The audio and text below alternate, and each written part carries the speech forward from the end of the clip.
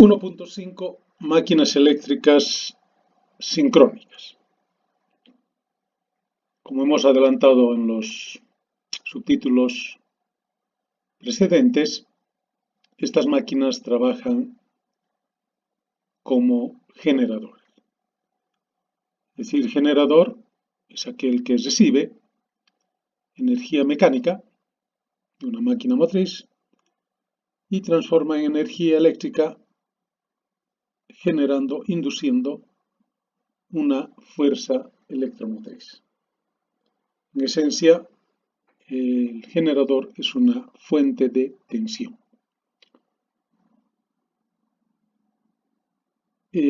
¿Por qué se denominan sincrónicas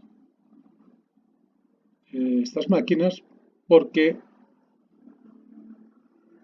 una máquina sincrónica o un generador síncrono, como es que vamos a denominar a partir de ahora, es una máquina eléctrica rotativa cuya velocidad de rotación del eje n y la frecuencia eléctrica de la fuerza electromotriz inducida F están sincronizadas y son dependientes entre sí.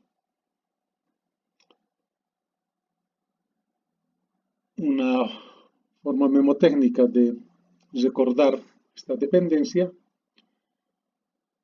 podríamos decir que 60 grados fríos hacen en el polo norte, donde F es la frecuencia de la onda senoidal inducida en el generador, P es el número de pares de polos que tiene el rotor y N es la velocidad en RPM, velocidad de rotación del eje del rotor que está acoplada a la máquina motriz.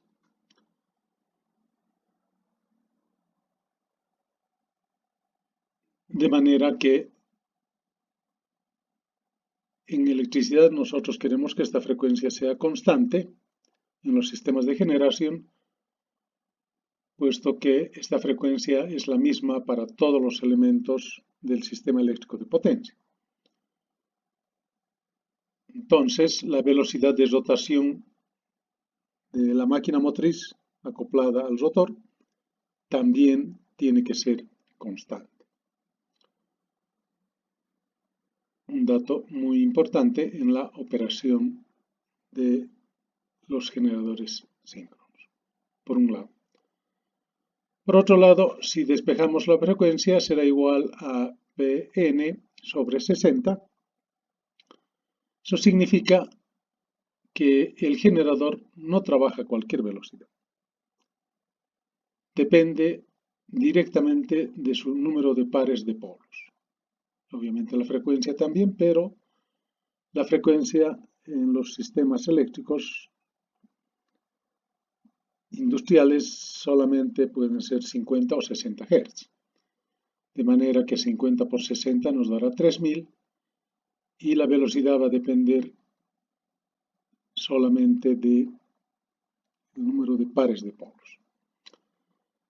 Entonces, para dos polos o para un par de polos, la velocidad será 3000, para dos pares de polos, 1500, para tres pares, 1000, para cuatro pares, 750 y así siguiendo. Para 25 pares de polos, o 50 polos, la velocidad será 120 RPM por segundo, o por minuto. Entonces, este es uno de los problemitas que se tiene cuando se va a elegir a la máquina motriz que se encargará de darle la rotación al generador síncrono. Los generadores no giran a cualquier velocidad y máximo pueden ser 3000 RPM. Entonces hay máquinas motrices como las turbinas a gas, por ejemplo, que giran a velocidades de 10.000, 15.000 RPM. Eso significa que necesitamos entre la máquina motriz y el generador un reductor de velocidad. O sea, un elemento más, otra máquina más, para que el generador síncrono gire a su máxima velocidad. En este caso 3000 RPM. Y obviamente tendrá un solo par de polos. Bueno, ¿cómo se construyen? ¿Cuáles son las características constructivas de los generadores síncronos? También tiene dos partes, un estator y un rotor. El estator es la parte fija de la máquina, es similar al estator de un motor asíncrono, es decir, tiene dos circuitos, el circuito magnético, que no es otra cosa que un tambor de forma cilíndrica y ranurada, formado por chapas de material ferromagnético, aisladas entre sí. La misión de estas ranuras es alojar a los conductores o las bobinas del devanado trifásico.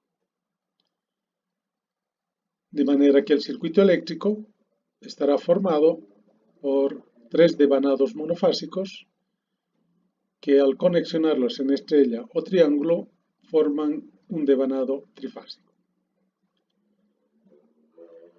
En su concepción más elemental, son devanados con tres bobinas desfasadas 120 grados y ubicadas en la periferia interna del estator. En realidad no son tres bobinas, sino son cientos de bobinas que están adecuadamente conectadas. En el capítulo 3 entraremos con detalle para ver cómo se conectan las bobinas entre sí y los grupos de las bobinas. En esta fotografía vemos grupos de bobinas en rojo, otro grupo de bobinas en blanco y otro grupo de bobinas en azul, que con estos puentes están adecuadamente conectados de manera que forman o da la apariencia de que fueran solamente tres bobinas desfasadas 120 grados geométricos y ubicadas en la periferia interna del estator. Entonces, a eso le denominamos el devanado trifásico.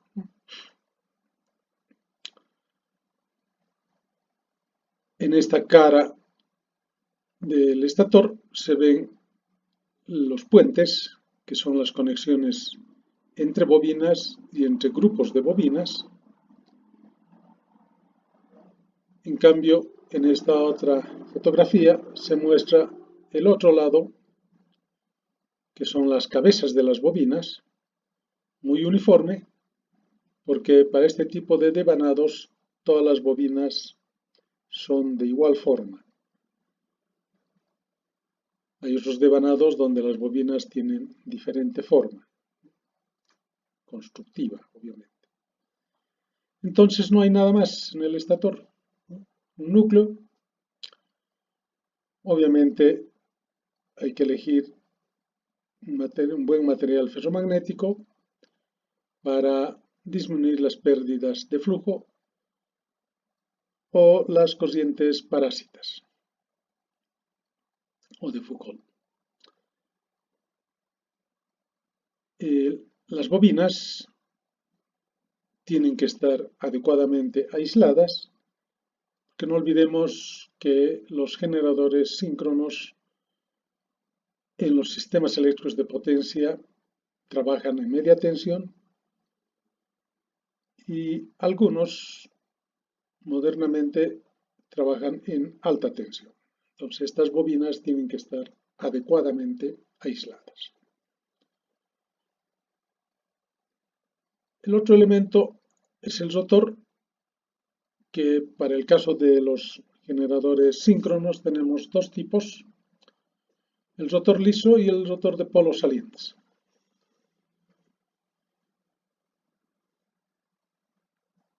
Las máquinas de rotor liso tienen pocos polos, por lo general 2 polos o máximo 4, y la alta velocidad del rotor hace que los conductores o las bobinas que están en el rotor sufran una fuerte fuerza centrífuga. Por esta razón, el diámetro del rotor es pequeño, lo que disminuye la fuerza centrífuga sobre los conductores, y los conductores del bobinado rotórico se colocan en ranuras para que estén mejor sujetas al rotor. En resumen, son máquinas de pequeño diámetro, pero de gran longitud axial, para justamente disminuir la fuerza centrífuga. Recordemos que máximo el generador va a trabajar a 3000 RPM si tiene 2 polos y 1500 si tiene 4 polos. Entonces aquí podemos observar en estas fotografías o esquemas rotores lisos, como se pueden ver, sus ranuras donde están colocadas las bobinas del rotor. Aquí se estarán formando 4 polos en el devanado del rotor, aquí seguramente solo 2, y el bobinado al final tiene que caer en 2 anillos rosantes. ¿Para qué necesitamos este acceso? Para conectar el sistema de excitación y alimentar a este devanado con una intensidad de corriente continua. Lo propio en este caso tiene que tener sus 2 accesos, el bobinado del rotor, para alimentar con corriente continua. También podemos apreciar el diámetro, es muy pequeño, y la longitud del rotor es bastante grande, siempre con el objetivo de disminuir la fuerza centrífuga. El rotor de polos salientes tiene muchos polos, por lo general más de 4, y la velocidad es baja en estos casos. Por lo tanto, son máquinas de gran diámetro para poder albergar la mayor cantidad de polos, y la longitud axial es relativamente pequeña. En las máquinas de polos salientes, el entrehierro es variable para conseguir que el campo magnético se distribuya sinusoidalmente a lo largo del entrehierro. No olvidemos entonces que en el rotor hay un bobinado, en esencia es una sola bobina, solo que para formar los polos, una bobina en un polo está a derecha y en la siguiente a izquierda, luego a derecha, a izquierda, derecha, izquierda, de manera que se van formando alternadamente los polos norte, sud, norte, sud, norte, sud y así siguiendo. Pero en esencia este es un solo bobinado, solamente con diferencias en sentido de devanado entre polo y polo. Al final tiene que dar también sobre unos anillos rosantes la entrada y salida de la bobina rotórica para alimentarle con una fuente de tensión continua que hará circular una corriente continua a este devanado. Aquí podemos ver otra fotografía. Fíjense los puntos de apoyo para darle libertad de giro. Son bastante robustos. que se denominan descansos o cojinetes. Y los polos de la máquina, en este caso, hay que apreciar la forma del núcleo de este devanado en los polos para conseguir, como decíamos, una onda senoidal. Esto es sumamente importante.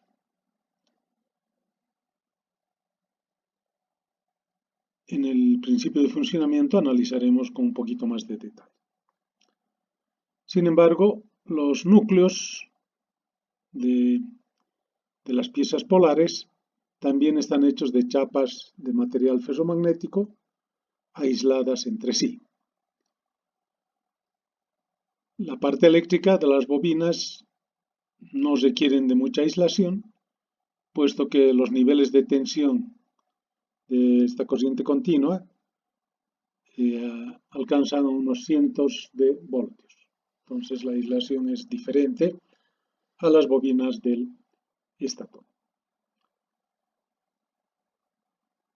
Importante recalcar que los rotores deben estar provistos de algunos elementos, como los anillos rosantes u otros sistemas, para poder conectar el sistema de excitación,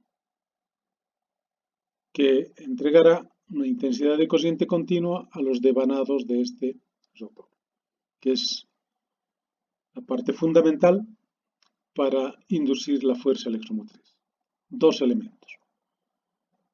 Alimentar con corriente continua al devanado del rotor y la máquina motriz hacer girar a este rotor de manera constante para que la frecuencia de la onda de fuerza electromotriz también sea constante.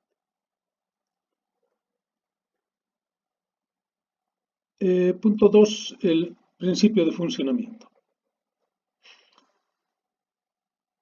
Como se puede apreciar en este esquema, necesitamos un sistema de excitación o una fuente de tensión de corriente continua que con unos carbones va a alimentar a través de estos anillos rosantes a las bobinas del rotor, creando de esta manera un campo magnético estático fijo, pero que al girar, la máquina motriz se encarga de hacer girar este rotor, los conductores o bobinas que van a estar en el estator de la máquina van a ver pasar líneas de campo magnético, pasar o cortar líneas de campo magnético variables en el tiempo. Y eso es lo fundamental.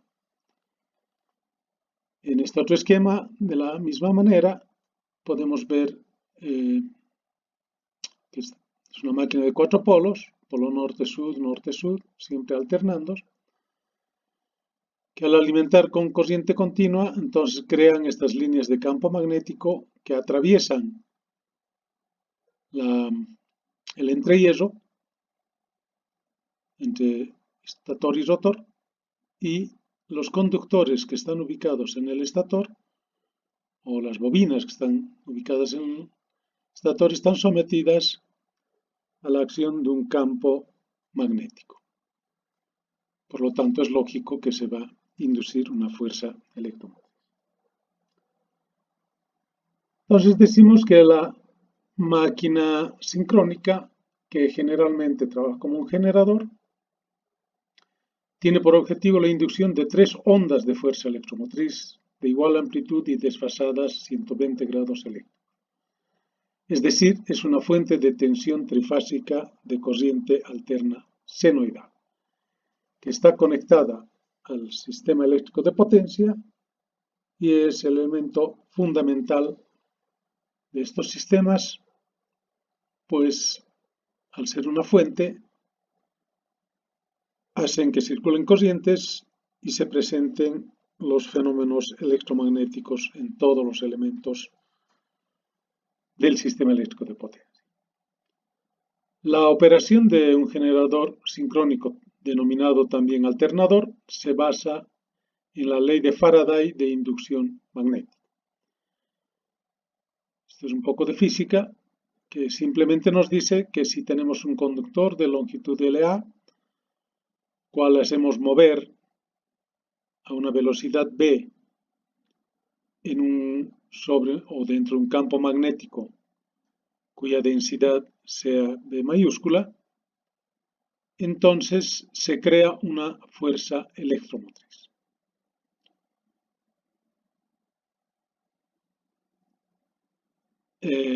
Esta fuerza electromotriz es un vector también que va a estar dado V cruz B igual a V. Entonces tiene una dirección y sentido.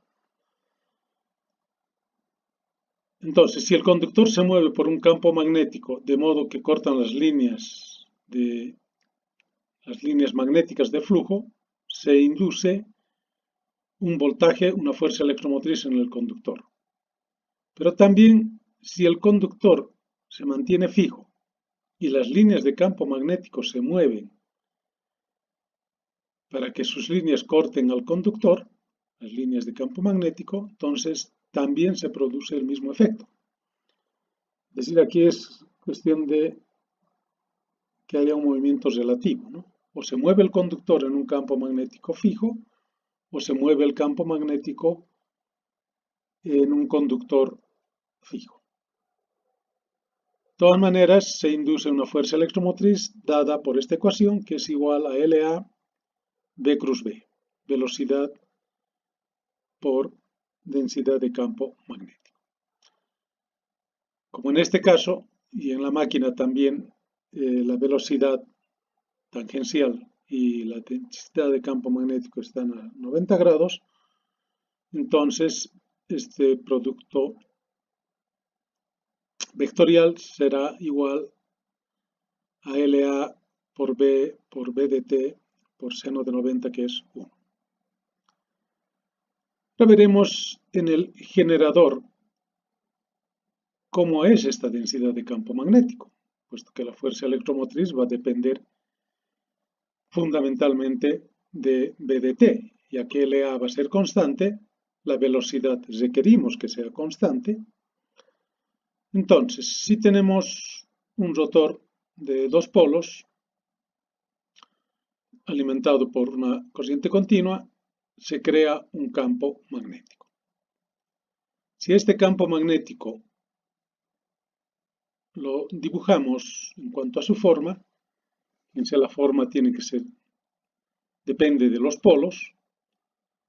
Entonces, por ejemplo, en A habrá una zona neutra, en C también zona neutra, y en el punto B tendremos la máxima densidad de campo magnético al polo norte. En cambio, en el punto D tenemos la máxima pero negativa, porque son líneas que están entrando. El punto B son líneas que están saliendo. Y si completamos el gráfico, entonces vamos a tener, dependiendo siempre de la forma de los polos, vamos a tener una onda senoidal en función del tiempo. O sea, B de X igual a B max seno de X. Con unos valores máximos, en este caso en B y en D. Dependiendo de los polos, norte será positiva, sur negativa y así sigue. Pero si hacemos girar para cualquier conductor, por ejemplo, que esté en el punto B, entonces si hacemos girar a este rotor,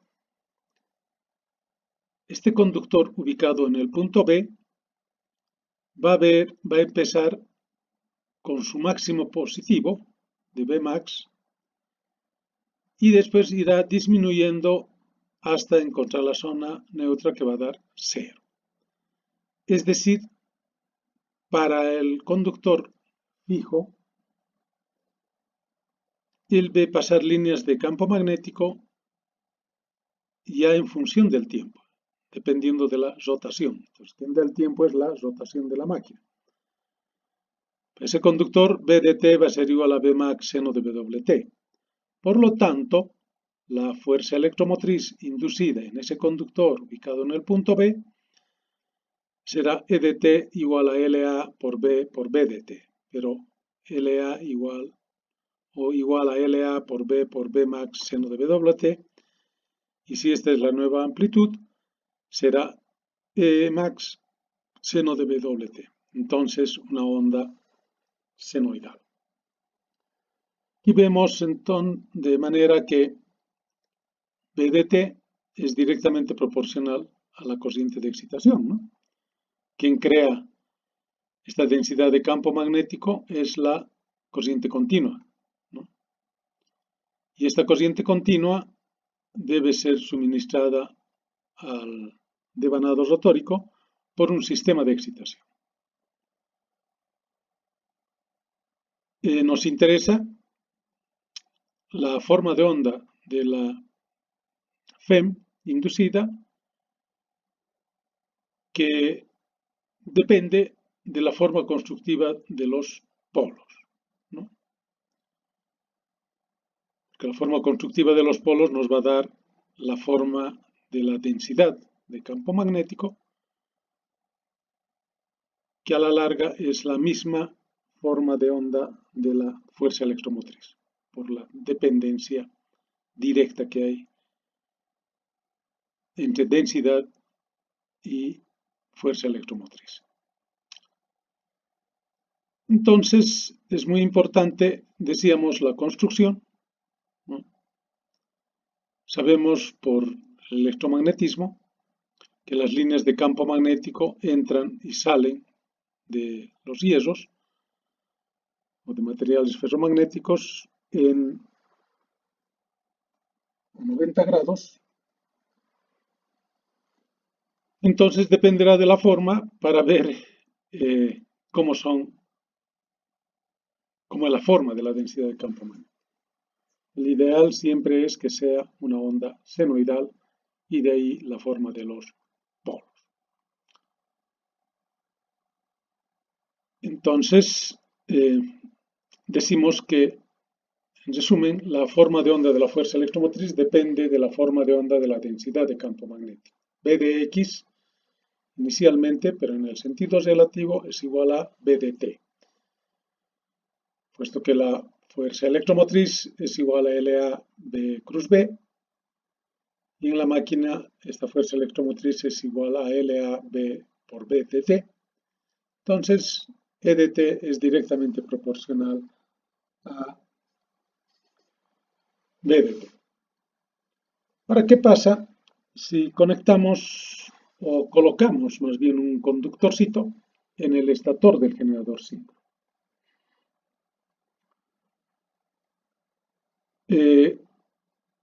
Cuando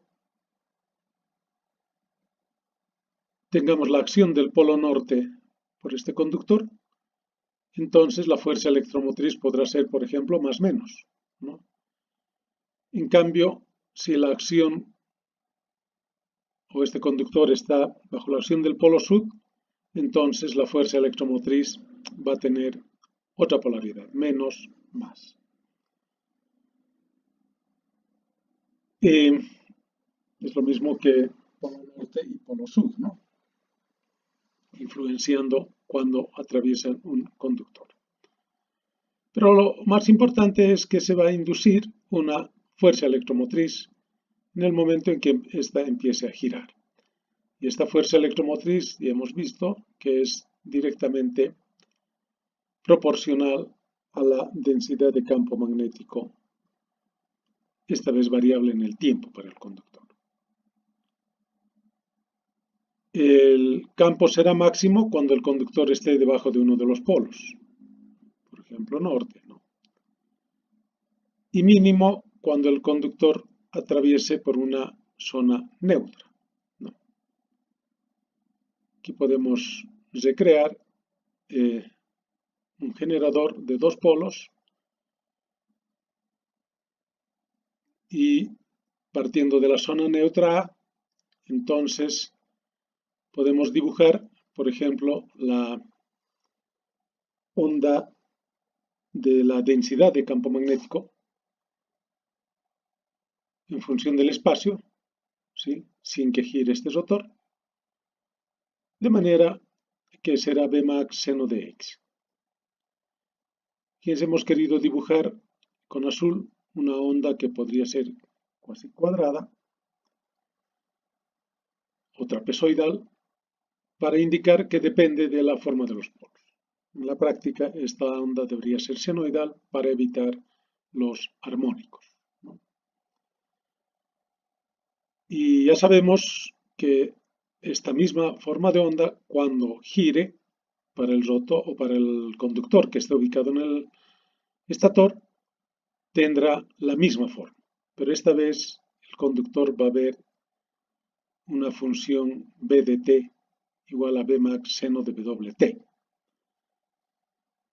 Entonces, la fuerza electromotriz inducida será igual a E de t igual a Emax seno de Wt, partiendo para un conductor que está ubicada en el punto B, la fuerza electromotriz será también una onda senoidal. Como podemos observar, por cada revolución de un rotor con un par de polos, la fuerza electromotriz recorre 360 grados eléctricos. O sea, partiendo de aquí, para una vuelta, hasta que vuelva, una vuelta del rotor va a ser una onda de fuerza electromotriz. Si un rotor de dos pares de polos gira una vuelta completa, entonces vamos a tener 2 por 360, tendremos dos ondas, ¿sí? En realidad hay una relación directa entre los grados geométricos de rotación de la máquina motriz o del rotor igual a P veces los grados eléctricos. Entonces depende siempre del número de pares de polos. Eso es lo que ocurre, entonces, es la fuerza electromotriz inducida, que ocurre en un generador síncrono.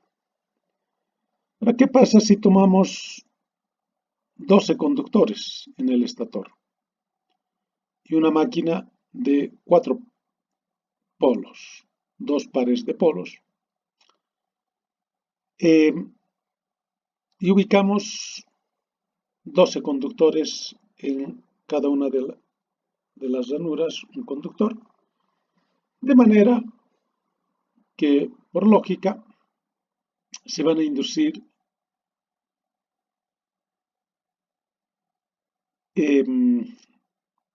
12 fuerzas electromotrices, ¿no? Si por un conductor se induce una fuerza electromotriz, si tenemos 12 conductores, se inducirán 12 fuerzas electromotrices, debidas al campo magnético giratorio que ha sido creado en el rotor y está girando gracias a la máquina motriz. Entonces, podemos analizar algunos detalles de estas ondas de fuerza electromotriz.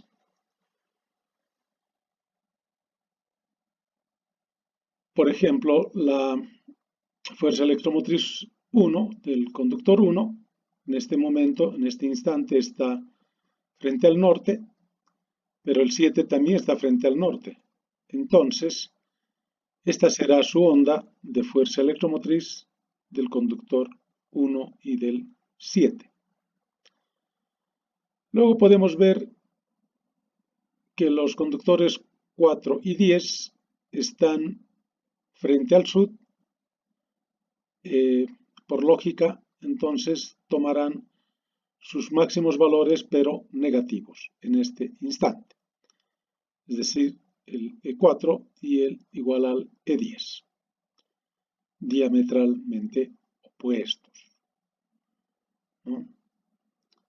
Estas ondas también pueden ser representadas por los vectores. Entonces aquí tenemos el vector E1 y el E7, empezando con el máximo positivo, y el E4 igual al E10, empezando por el máximo negativo en este instante. El conductor 2 está de manera diametralmente opuesta o igual, más bien, al conductor 8. Entonces su fuerza electromotriz o vector de fuerza electromotriz lo podemos representar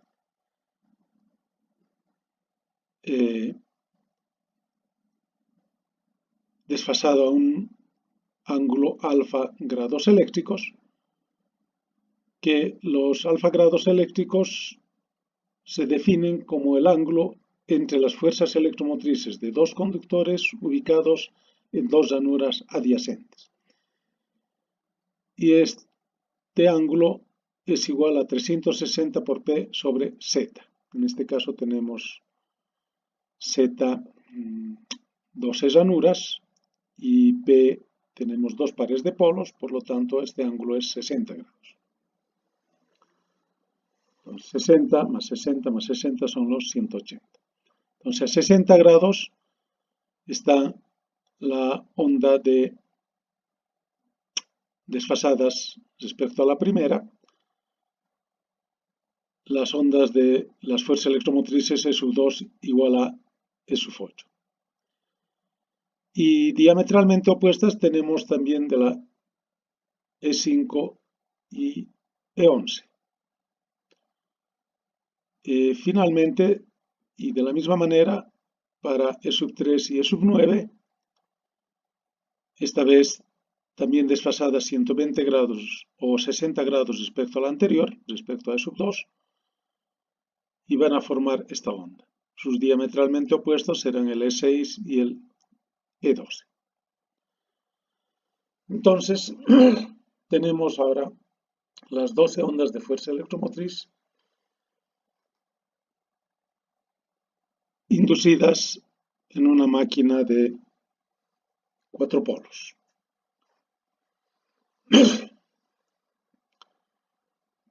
Debemos ver que la fuerza electromotriz E sub 1 es diametralmente opuesta a E sub 4. Es decir, entre ambos vectores existen 180 grados eléctricos. Esto ocurre físicamente mientras el conductor 1 está frente al polo norte, el conductor 4 debe estar frente al polo sur. El 1 con el 4 entonces son diametralmente opuestos, el 4 con el 7 también, el 7 con el 10 también, el 1 con el 10 también. Por otro lado, podemos ver que las fuerzas electromotrices del conductor 1 son igual a las del conductor 7. O decimos que el ángulo de desfase es 0. Estas serían entonces el 1 con el 7, que son iguales, el 4 con el 10, el 2 con el 8, el 3 con el 9, el 5 con el 11 y el 6 con el 12, ¿no? Que serían nuestros vectores iguales de fuerza electromotriz o ondas no desfasadas. ¿Por qué es importante este detalle? Porque para formar una fase en el estator de un generador sincrónico se deben conectar correctamente, adecuadamente, los conductores que la componen. Esto se logra conectando los conductores de igual vector de fuerza electromotriz y los conductores que tienen vectores de fuerza electromotriz diametralmente opuestos. Entonces, para formar la fase, elegimos los diametralmente opuestos y los conductores iguales, 1 y 7, 4, 10, con los diametralmente opuestos. Lo podemos esquematizar de esta manera: el conductor 1 en serie con el conductor 2, el 7 con el 4 y así siguiendo.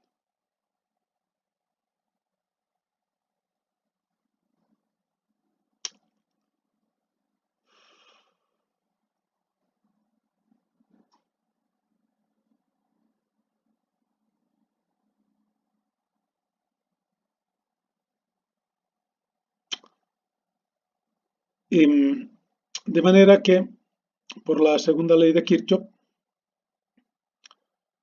vamos a tener que las fuerzas electromotrices tienen la misma polaridad, pero al estar conectadas en serie estos conductores, tendremos E sub 1 menos E sub 4 más E sub 7 menos E sub 10. Como los vectores E sub 1 están hacia arriba, entonces tendríamos E sub 1 menos E sub 4 más E sub 7 menos E sub 10. Igual a la fuerza electromotriz E sub AB, que vendría a ser de la fase A. La otra fase tenemos que elegir no en 2, no el grupo de 2, sino el grupo de 3, porque tenemos que tener 120 grados de desfasaje. Entonces, 3,9 y tenemos que tener el 6,12. Si agarramos 3, 6, 9 y 12, sería la fuerza electromotriz total, E sub 3 menos E sub 6 más E sub 9 menos E sub 12, segunda ley de Kirchhoff. Y vectorialmente tendríamos E sub 3 a 120 grados de E1 menos E sub 6 más E sub 9 menos E sub 12. Es decir, la fuerza electromotriz entre C y D de esta otra fase. Finalmente, tomamos a otros 120 grados de E sub 3, que sería el conductor ubicado en 5, 5,11 y el 2,8. De manera que la fuerza electromotriz será E sub 5 menos E sub 8 más E sub 11 menos E sub 2. Segunda ley de Kirchhoff para las fuerzas electromotrices y obtenemos el vector de fuerza electromotriz entre E y F. Y empezará en E sub 5 a 120 grados de E sub 3 y tendremos E sub 5 menos E sub 8 más E sub 11 menos E sub 2, la fuerza electromotriz total EF.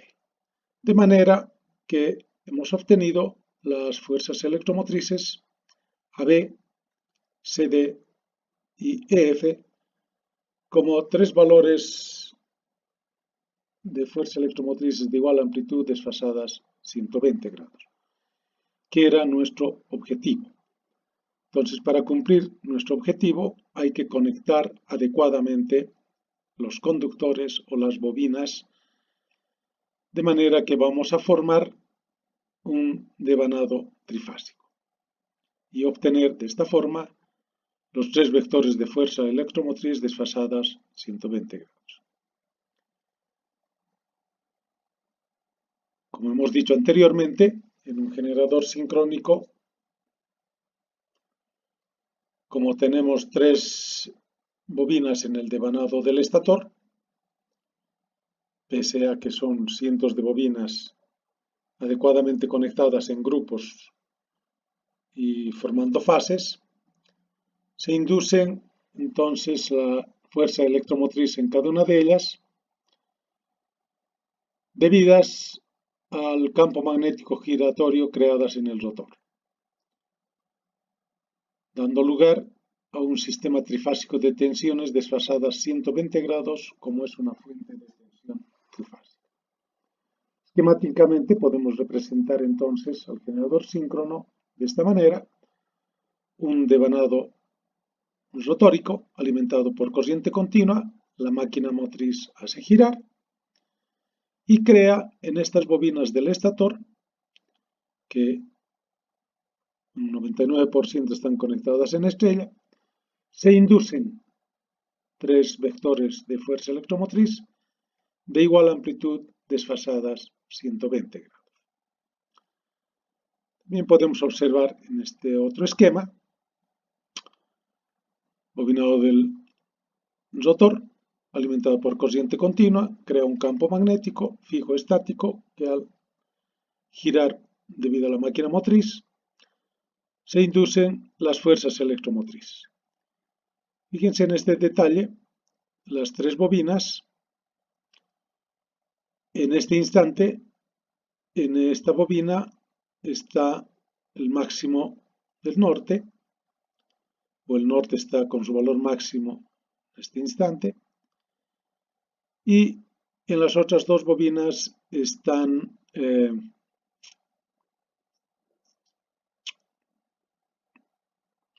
a un valor medio.